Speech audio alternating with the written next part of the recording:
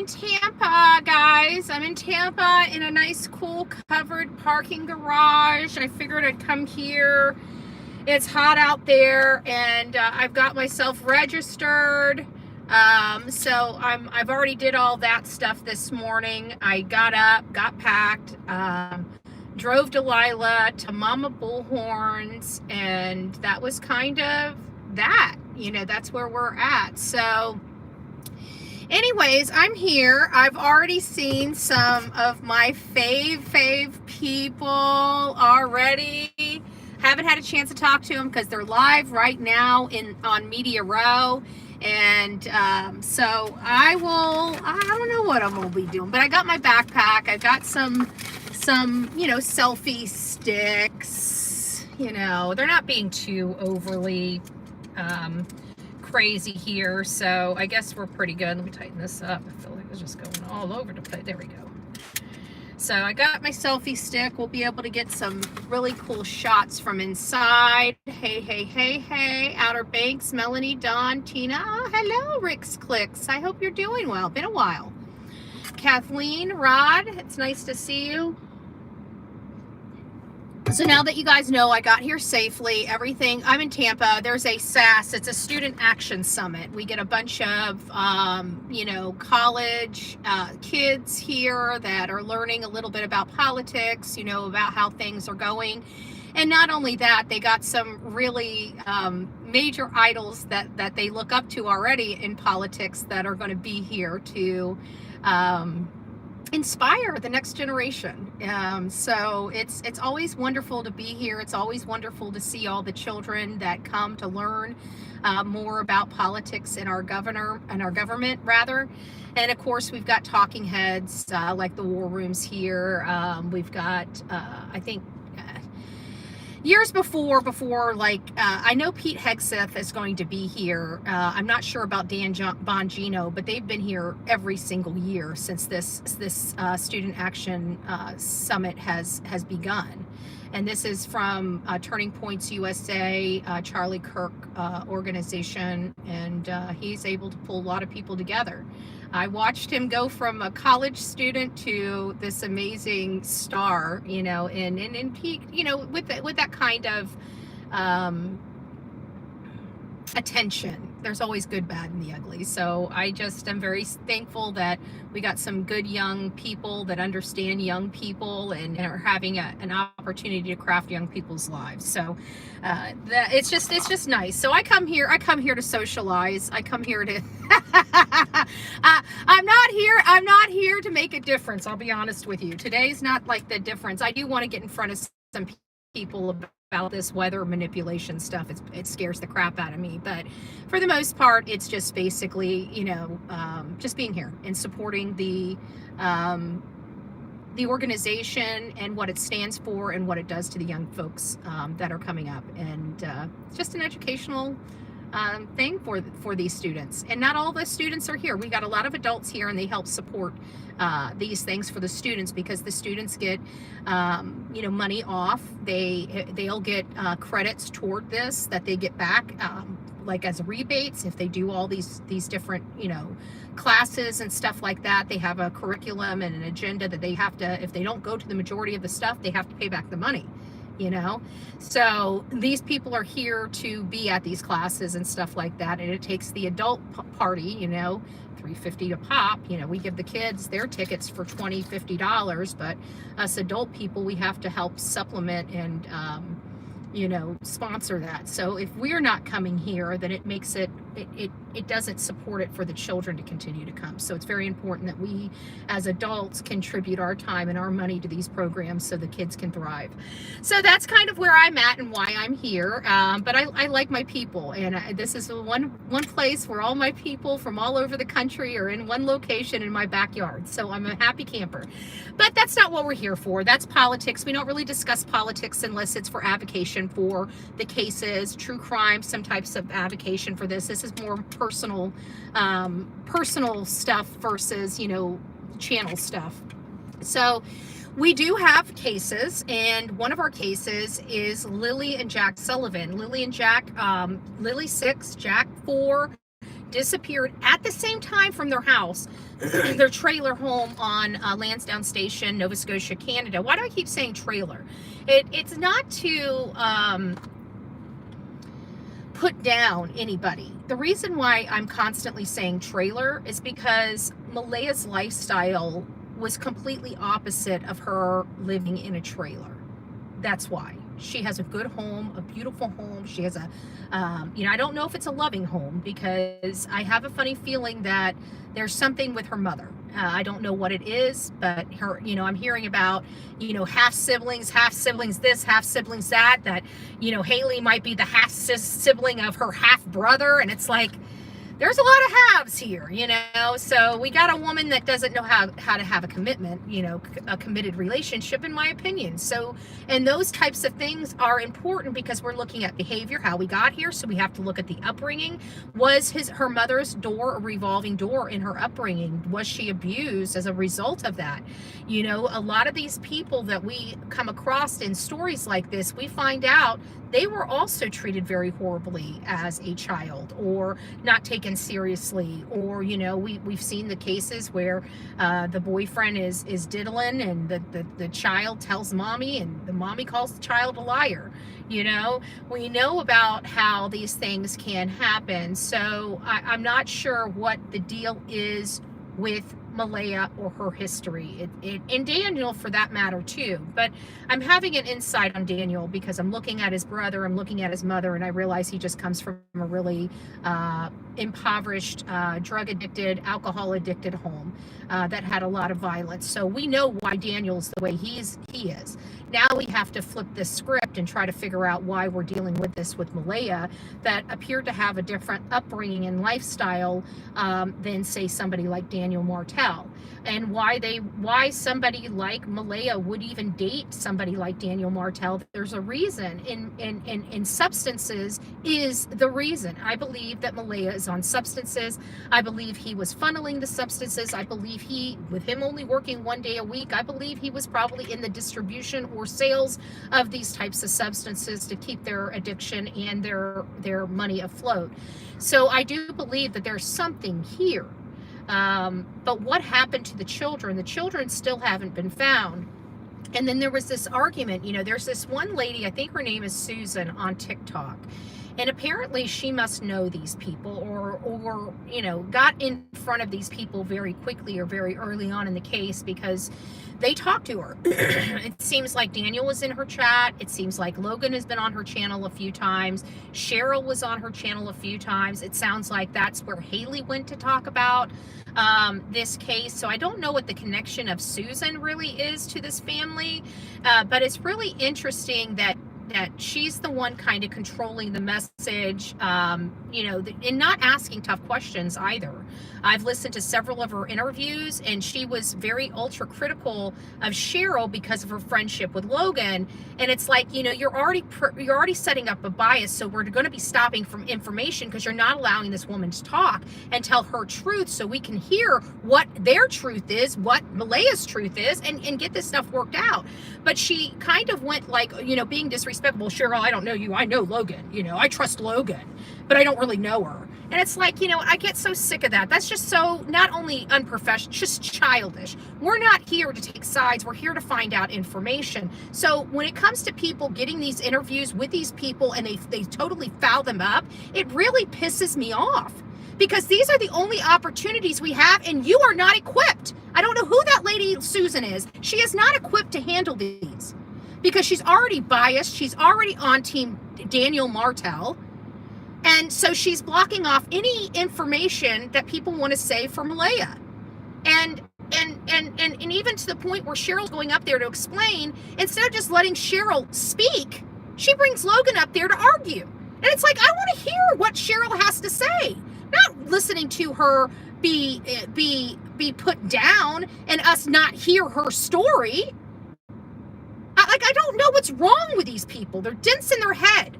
And I'm not being disrespectful. I mean, I kind of am, but not, because I don't know Susan. So I'm not necessarily being disrespectful for her personally. I'm just kind of getting a little, because that's the only place I can go to get some of this information. And it's all wonky.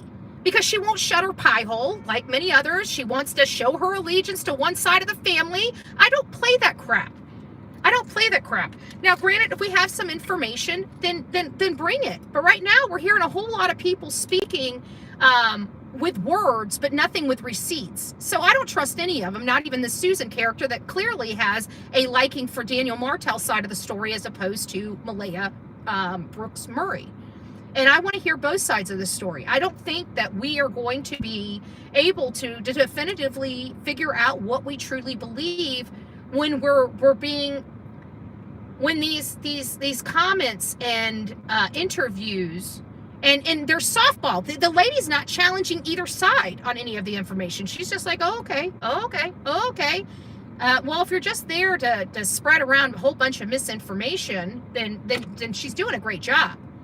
But if she's really trying to hone in on information that might be valuable, might lead to the location of these children, she's doing it all wrong. But either way, out of even doing it all wrong, there is this pink blanket that these two people were arguing about. And they're arguing so much about this insignificant item, in my opinion, in the grand scheme of this whole entire case, that I now believe it's an important piece of evidence. And the reason why I believe it's an important piece of evidence is I believe it shows staging. I believe it shows staging, or that the kids were carried out in that blanket and dumped somewhere and the blanket was brought back to the home. But whatever the case may be, there's something majorly significant with this pink blanket where Malaya's family and Daniel's family are even arguing about whether it was on the rail or in the garbage. And I'm like, well, what difference does it make, right? Well, clearly it makes a difference whether it was on the rail or in the garbage for police. Because if it didn't make a difference for police, they wouldn't be arguing about it. And law enforcement found the garment in the garbage can. So how did something that was in the garbage can sealed have a piece of it fly out the garbage can and down a mile down the road and into a tree? It sounds to me like staging. And I think that's why it is so significant, because it's showing that one or the other staged. Was it Daniel or was it Malaya? I think it's both. Because here's why. What would make Daniel think to turn his... I've been in true crime and run cameras this entire 5 years. I'm not walking out to a garbage can with my camera running at my house. Okay? He wanted to make sure he had somebody with him, a witness, and he was recording a camera. Come on. He knew that was in there. And he knew that it was not, it doesn't matter. Those steps alone tell me he is covering his ass. Malaya might have done something. He co-signed on it. Now he's saying, oh shit, now he's trying to separate, or vice versa. No matter how you look at it, now we've got Malaya and Daniel pointing, and their families pointing the fingers back and forth at each other. They're not pointing it at a third party, if you haven't noticed, and they're not pointing it at an abductor either. It's at one or the other. So who did what? I'm starting to believe that these children got into some of their substances and lost their life. It's either that, or Malaya lost her crap, strangled her kids, and dumped them. Because the primary method of child deaths in a situation like this is asphyxiation. So, she was up that morning. She says she didn't see the kids. Well, how did she know the kids were sick to call them into school? Doesn't make sense. None of this makes sense. And if I had to bet my bottom dollar, the way Daniel and Malaya are acting, they're both involved in this, whatever it is. But I absolutely believe the children are dead. Did they murder them? Or was this something where it was an accident and they got into stuff that they shouldn't have gotten into? Because I kind of do believe that the only way that they would be surviving out there is if he was like the dealer. I don't see how they were able to pay on one. I mean, he was think about it. They had 4 adults and 3 children on that property. How were they eating? How did they have electric? How were they surviving and paying bills? with everybody living on the property and nobody really working? I mean, if money literally grows somewhere, please let me know, because I want to plant some of those trees. Daniel said Lily came in twice that morning and asked something. What did Lily come into the room for, Daniel? And what did she ask? Hey, brown chicken, it's nice to see you, my love. Thank you, Eric, with an H. Thank you for the Bullhorn Betty membership. Mama Bear got that. Welcome to this crazy family we call the Coffee Club. The insane asylum. So, y'all, I'm here. We've got some things about this pink blanket. So now my question is do you think that pink blanket snagged on the tree as somebody was being carried out somewhere, or do you guys believe it was planted? It's planted evidence. The problem I have is Haley was talking about how mysterious it was to just boom, be there. Because she said that people had been in the area and she found it awfully strange that nobody had seen it. So it doesn't sound like it's a small piece. It sounds like it's a larger piece of fabric that was seen. The mother is going to have nothing to do with the kids' disappearance. In my opinion, these poor mothers in these cases, they're despicable. But you know what? One thing that we're noticing more and more, the name M-O-M, not D-A-D. M-O-M. M-O-M. It was planted, in my opinion. Betty, we should start from the last place seen alive. Where did they go after the grocery store? Great question. I didn't even know where they were. We only heard that they were at and not only that, but if they were at a grocery store, how were they getting groceries? But yeah, that May 1st, they were out. They were observed with Daniel, Malaya, and Meadow out into the public in New Glasgow. And that's all we heard. Even Daniel didn't express where they were, what they were doing. You know, why were they 20 minutes away, from their house? The kids were out of school sick, so why are they running around? You would think that the parents would want these kids to be in school. Less problems in their hair for the day. So I'm really, really having, problems with all of this. And how do we know that something didn't happen to those kids on the first, after they returned home from being out in New Glasgow? Or in the early mornings, because clearly the kind of substances Daniel's on, he's not getting off of them anytime soon. And I don't care if he has randomized drug tests or whatever he's saying. That stuff is out of your system in 94 hours. Don't play with Bullhorn Betty. Don't play with Bullhorn Betty. We know how this rolls, okay? I used to be a dirtbag too. I'm a recovered dirtbag, okay? Still struggle with being a dirtbag. So, I don't want to play when it comes to substances. I know exactly how long it is out of their system. All they have to do is go a weekend. By Monday they can piss clean. So I don't even care for these unless it's a blood test or a hair follicle test. This urinalysis, it's a joke to me. It's a joke to me. I have been on a lot of stuff in my days, and I'm telling you, I don't recall one piss test that I've ever failed. I was a professional. I'm pretty sure he is too.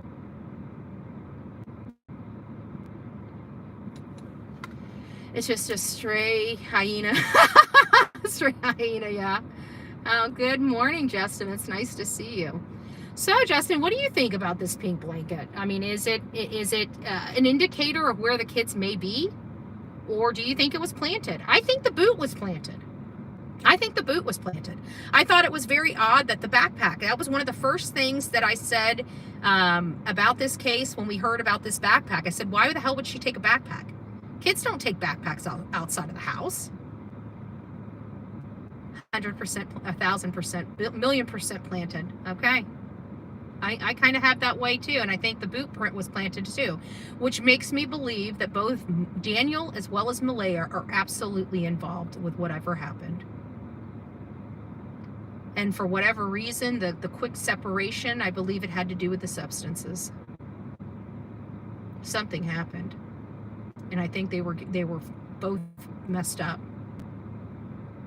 I'd like to see, I think they should be taking a hair follicle test of Meadow to find out how much substances she's been subjected to be around inside that home.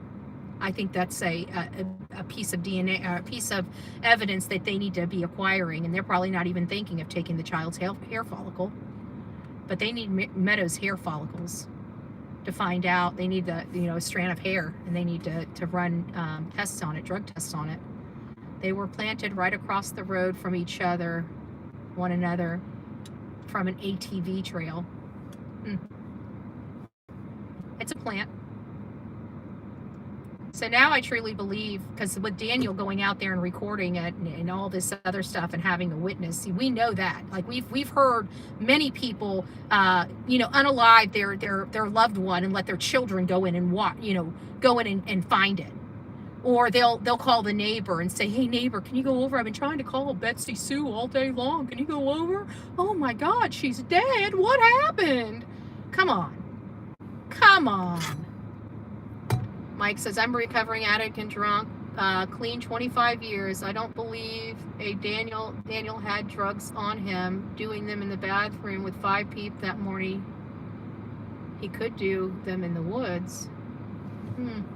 I don't know. I've seen some crazy things in my years in some of these houses that I went to.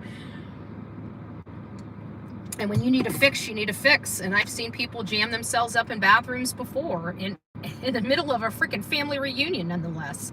I mean, people that have this, it's hard for me to believe, but in the same sense, I've seen it. I've got the experience. Yeah, congratulations on the sobriety. Amen to that. And even our sobriety, we don't do perfectly. We pray to God that we don't do anything to set us back in time. Good gracious. But we live and learn to deal with it as days go on and life goes on, right? But you know me, I don't like anything telling me what to do.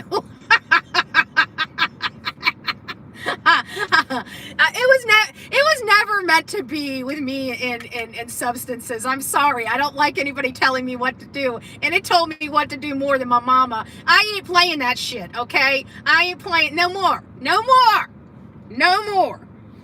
So that's why we're here. Yeah, 25 years. I pray that one day I'll get there. I've got a little over a decade. But I did have a relapse back in, I think it was 2009, 2010. It kind of started my clock over. So it was minor in nature, but it could have been something serious, but it did. You kind of hit the walls. And I look back and think, I'm very blessed because a lot of people have a lot more struggles kicking it than I did. And I feel like, and it's not kicked. I guess that's the whole it's never kicked, but I struggled for years after. I was only addicted or in the heat of my addiction for about 6 months, and then I almost lost my life in that 6 months. So it took, I'm still dealing with this stuff, 20 years later, from 6 months back in my 20s. People don't understand that. I have 10 years behind me. Yeah, we have a lot of sobriety in these rooms here. There's no doubt about that.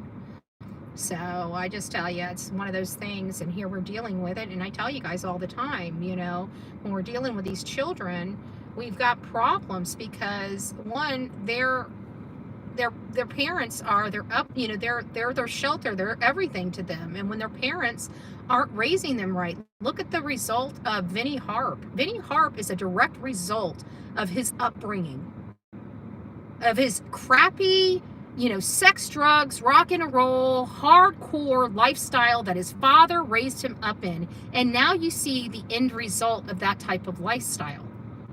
That's why it's so important to make sure your children are educated. Even if you do like sex, drugs, and rock and roll, you don't want your child to become a murderer in 20 years, do you?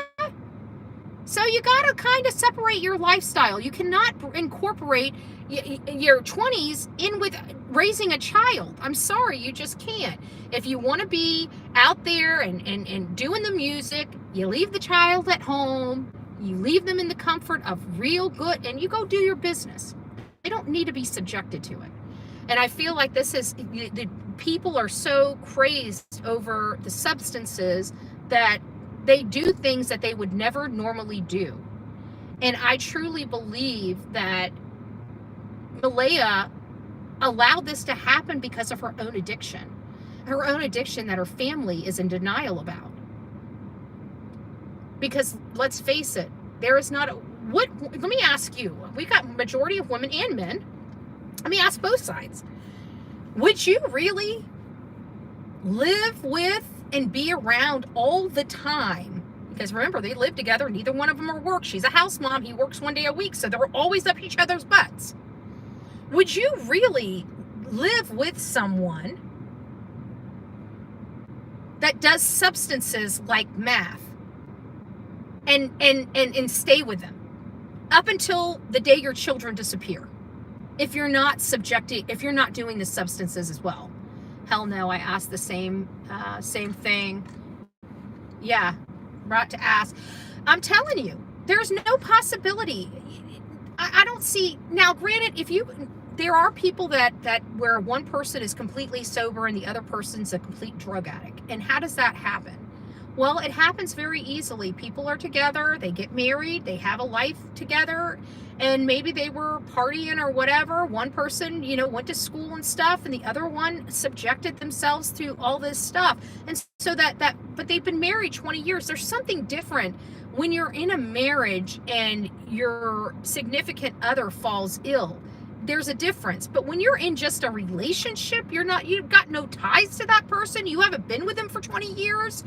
You're and it's a new relationship. You're not putting your kids into a drug house unless you're doing this stuff. I'm sorry.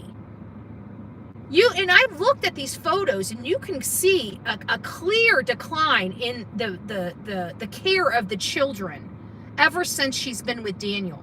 They started wearing dirty clothes. They started their hairs was a mess. They didn't look like those cute pictures of them in that cute little pink outfit with the glasses where Lily just looked like she looked gorgeous. I loved it. It's just the cutest stinking outfit. She didn't get no more of those outfits. She went from having a loving life, her and Jack, to living in a trailer and getting dirt. This had to have been a shock. I'm sure those children weren't acting right. Children are a little attuned to stuff like that. Hey, Mystery Crimecast, it's nice to see you guys. So that's where we are. I know that you guys are expecting some more, but I want you guys to look at this pink blanket. This pink blanket, because everybody's making such a big deal out of it, it's obviously a big deal. It's not an insignificant item in this case whatsoever. So if we're going to be talking about this, we need to be incorporating that pink blanket, because we don't know what it means, but it does mean something. And only time will start giving us the idea of what that pink blanket means.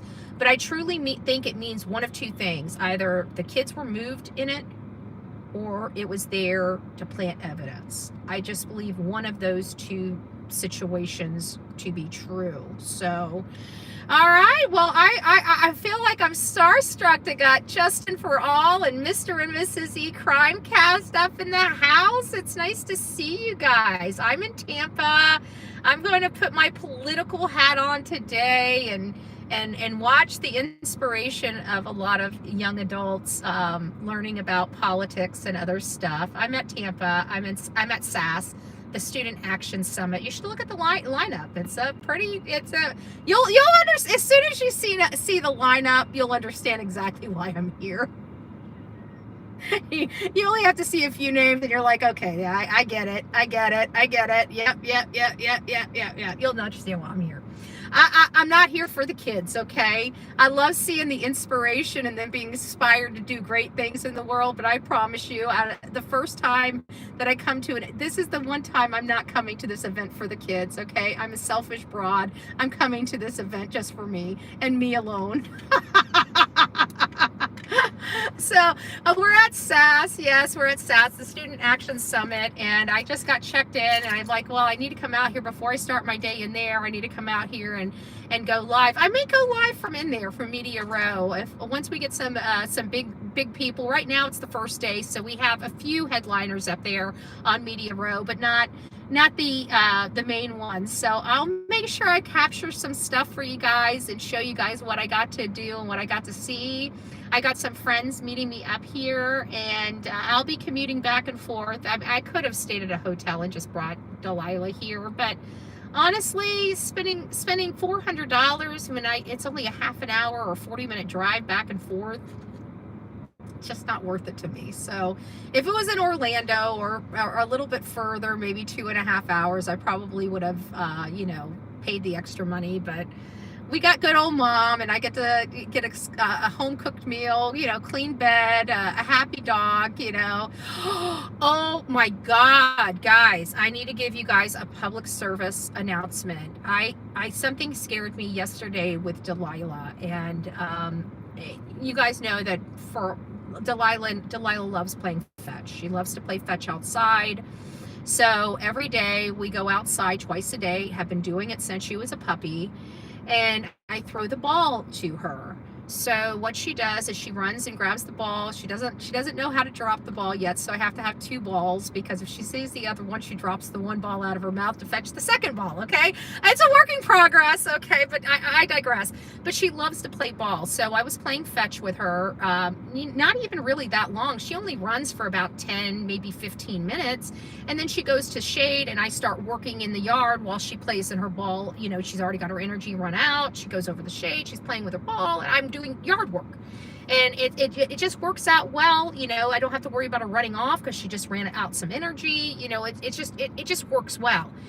Well, yesterday she ran a little harder. I noticed that she ran a little harder because I'm like, damn, you're not ready to go to the shade yet. So I threw it a few more times to her, and then I saw her take the ball and go over to the shade, and that's what she usually does. So I went over and got the wheelbarrow and started putting stuff on the wheelbarrow that needed to go to the recycling center, because I'm still a recycling container, because I'm still trying to clean up all the stuff from the hurricane. I had a huge shed with a lot of stuff in it.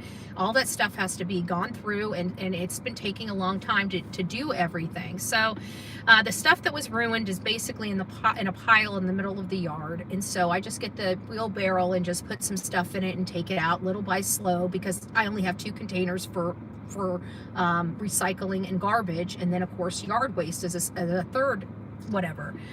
So she has this habit of, when she sees something stinky on the ground, even dog or cat poop or something, as disgusting as it sounds, she likes to wallow in it. She likes to, if something stinks, she'll plop right on it and rub her head all over it. I don't know why. She has to take a lot of showers when we have a stinky area, okay? It just is what it is. So I thought she was doing that, I thought she was wallowing, and I'm like, Delilah, don't wallow.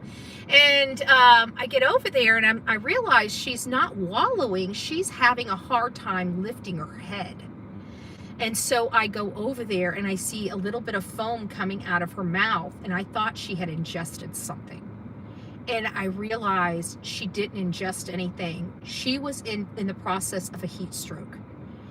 She, for whatever reason, I've never had this ever happen with an animal before. We've been out there in this Florida heat, doing this stuff. And I went out there. I'm like, Delilah, get up. And she wouldn't get up, and she was trying to hold her head up. And I'm like, oh my God. So I just scoop her up. Her entire body is limp. And so I'm still thinking she ingested something, because I see this little bit of foam. So I take her to this freaking sink, and I shove my freaking squeegee down her throat, trying to get whatever she may have ingested out. And while I was holding her, I realized how incredibly hot she was. So when I laid her down on the floor, her paws went out from under her. And I'm freaking out at this point. I'm thinking, oh my God, I need to get her to a hospital. So before I did anything else, I just grabbed a handful of ice cubes and just started rubbing her entire body with a bunch of ice cubes. And I got her some ice water. Well, I didn't put ice water right away. I kept it the room temp water because I needed to get some water in her and I didn't want to shock her system. So I finally took her over to the water. She drank a mess of water. Then I added some ice and more water into her bowl. She was fine in a matter of, I think the ordeal took, it seems like it took like 20 flipping minutes. Like it was just going so slow. But in reality, the whole ordeal was all of 3 or 4 minutes. From the time she kind of collapsed to the time I realized it, to the time I got her in, got her cooled off, got her temperature down. The point I'm trying to make is I have been out doing this with her for a long time. This is not something new I do with her. I love my dog. I love her being around me. I've got yard work to do, so I wear her out. She goes into the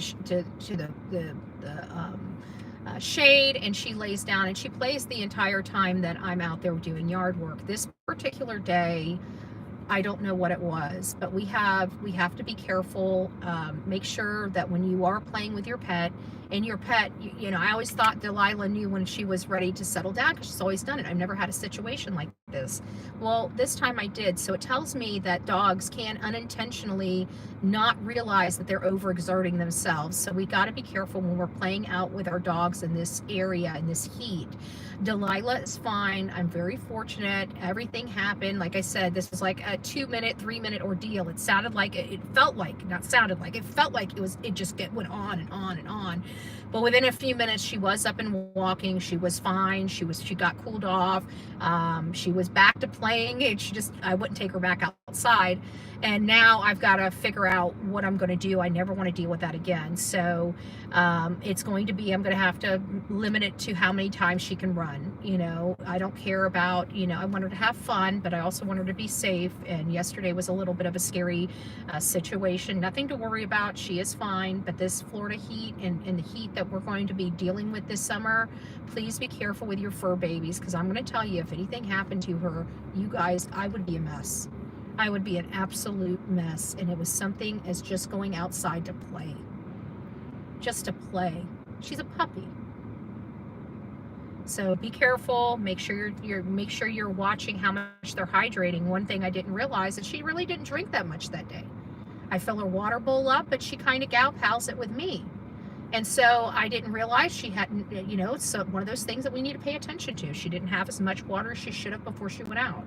Now, would she have drank water before she went out? The answer is no. The answer is no. But had I paid attention to it, I would have known it, and I would have known to limit her play. So just some things. She's okay. She's a happy puppy. She, like I said, within like 15 minutes, she was ready to go for round 2. But Mama wasn't feeling it. I don't know if you understand how I was feeling at that point, but I'm telling you, I wasn't feeling going outside and playing. And it was a very scary lesson to deal with, but be careful with the heat.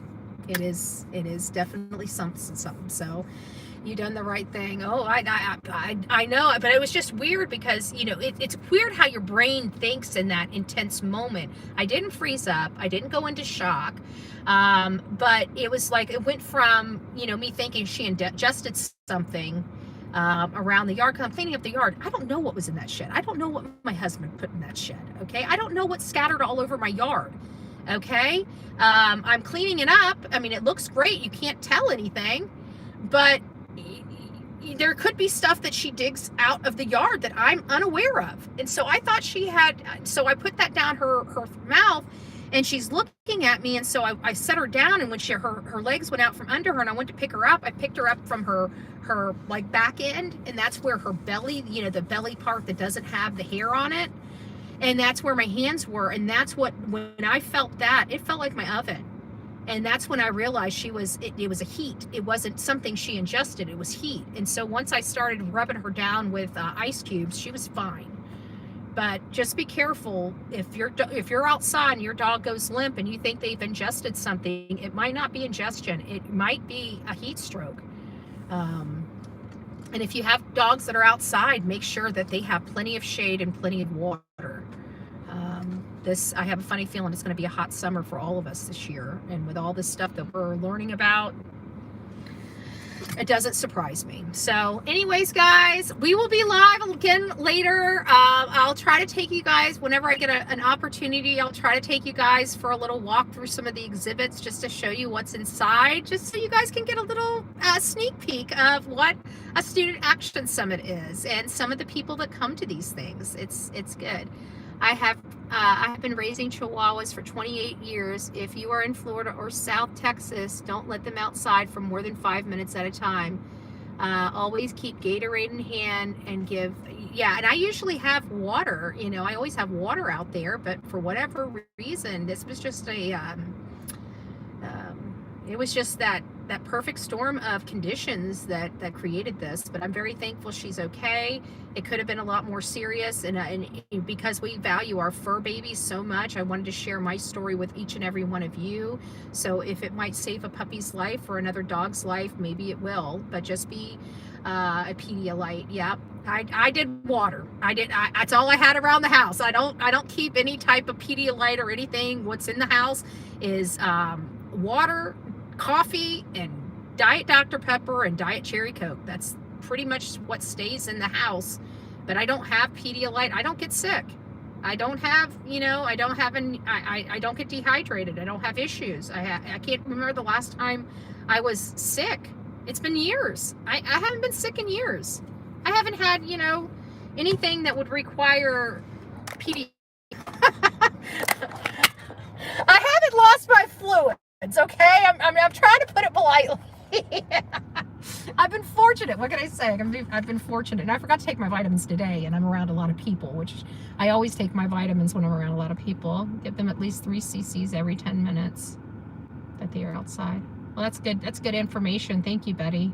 I appreciate that. I'm so happy she's okay too. I called my neighbor. I went straight over to my neighbor to let him know because he has Emily outside, but she doesn't run and play. But Delilah, she was running. I think she overexerted herself, and she kind of collapsed. And I didn't see her collapse. I just saw her, looking like she was waddling.